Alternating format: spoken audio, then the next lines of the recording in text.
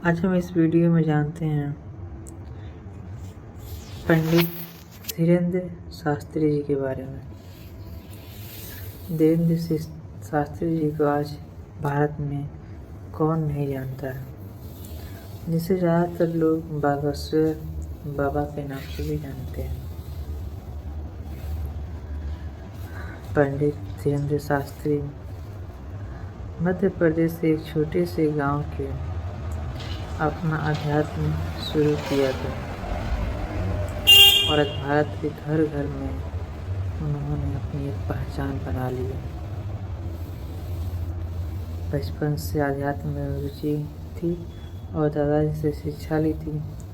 आज इस वीडियो में जानते हैं कैसे धीरेन्द्र कृष्ण शास्त्री ने से बाबा बागेश्वर का धाम का सफर कहाँ था। धीरेन्द्र कृष्ण शास्त्री एक ऐसे नाम है जिनकी चर्चा भारत के कोने कोने में होने लगी है। लोगों की मन की बात बिना बताए कह देना उनकी खास अंदाज ने उन्हें एक अलग पहचान दी है। मध्य प्रदेश के छतरपुर में बागेश्वर धाम के दरबार लगाने वाले पंडित धीरेन्द्र शास्त्री देखते ही देखते बाबा बागेश्वर धीरेन्द्र शास्त्री बन गए हैं। बस 27 साल की उम्र में हासिल करने वाले कभी पूरी जिंदगी निकल जाती है। आज हम इस वीडियो में धीरेन्द्र शास्त्री जी का जीवन परिचय जानते हैं। धीरेन्द्र शास्त्री कहाँ से अपनी प्रारंभिक शिक्षा हासिल की थी और कैसे बने धीरेन्द्र शास्त्री से बने बाबा बागेश्वर।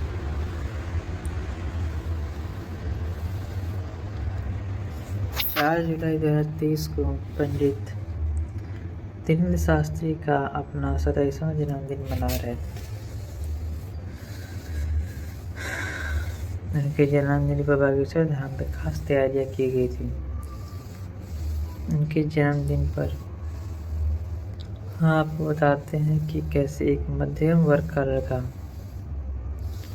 भारत के बड़े कथावाचकों में शुमार हो गया है। अपने दरबार लगाने लगा है और सोशल मीडिया से लेकर हर जगह तहलका मचा दी है और आज लाखों की संख्या में लोगों ने गुरु भगवान मानने लगे हैं। अभी हम इस वीडियो में जानते हैं कैसे उनका लालन पालन हुआ था।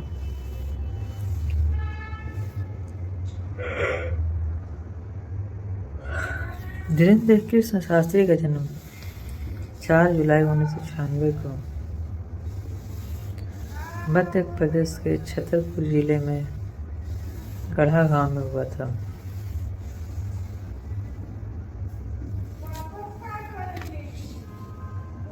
उनका जन्म एक ब्राह्मण परिवार में हुआ था, इसलिए पूजा पाठ और कथा वाचन का एक माहौल घर पर मिलता रहा। पिता का नाम रामकृपाल गर्ग और माँ का नाम सरोज गर्ग है। उनकी एक बहन और एक छोटा भाई भी है।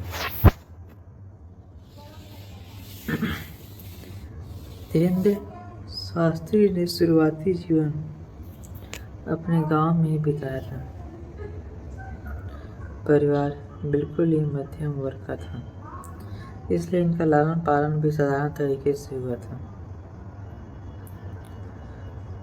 ऐसा कहा जाता है कि बचपन से ही इनको अध्यात्म में काफ़ी रुचि थी, जिसकी शिक्षा उन्हें अपने दादा से मिली थी। आपको बता दें कि धीरेन्द्र शास्त्री के दादा भी पहले दरबार लगाया करते थे। धीरेन्द्र शास्त्री की दादा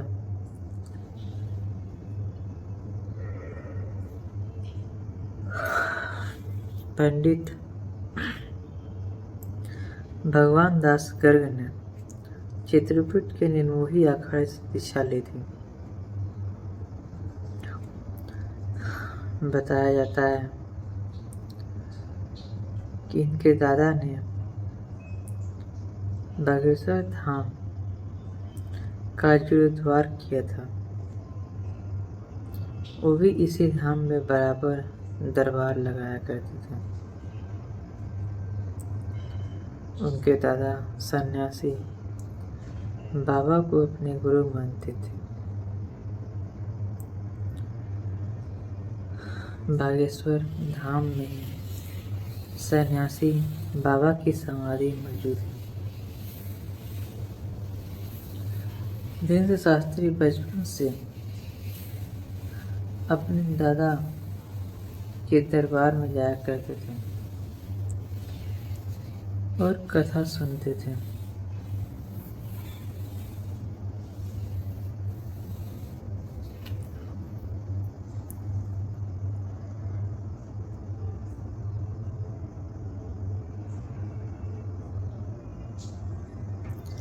धीरेन्द्र शास्त्री अपने माता पिता से बागेश्वर धाम में ही रहने की इच्छा जताई। इसके बाद उनके दादा ने उन्हें अपना शिष्य बना लिया।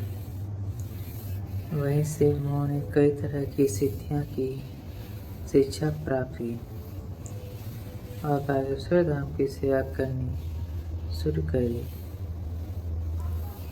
प्रारंभिक शिक्षा गांव के सरकारी स्कूल से पूरी करने के बाद उन्होंने कॉलेज में दाखिला लिया और वहां से बीए की पढ़ाई पूरी की।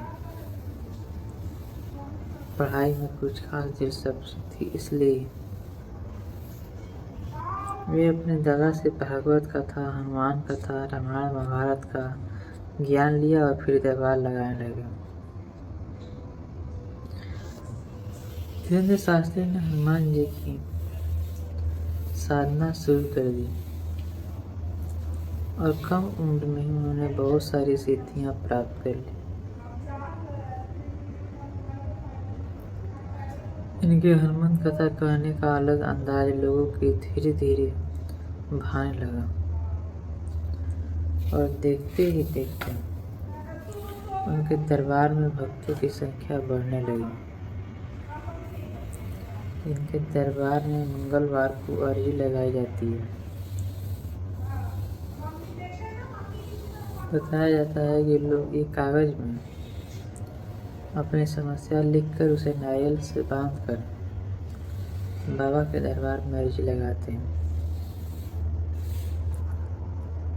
बाबा धीरेन्द्र शास्त्री लोगों को पर्ची बिना खोले ही उनकी समस्या बता देते हैं, फिर उसका समाधान भी बताते हैं। बाबा की मन की बात बताने का यह अंदाज उनके आज इतनी बड़ी पहचान देती। देश के कोने कोने से लोग उनके दरबार में अर्जी लगाने लगाते हैं। भक्तों का कहना है कि बाबा हमारी समस्या बिना बताए ही समझ जाते हैं। बाबा चमत्कार करते हैं, इसलिए उन्हें हनुमान का रूप मानते हैं।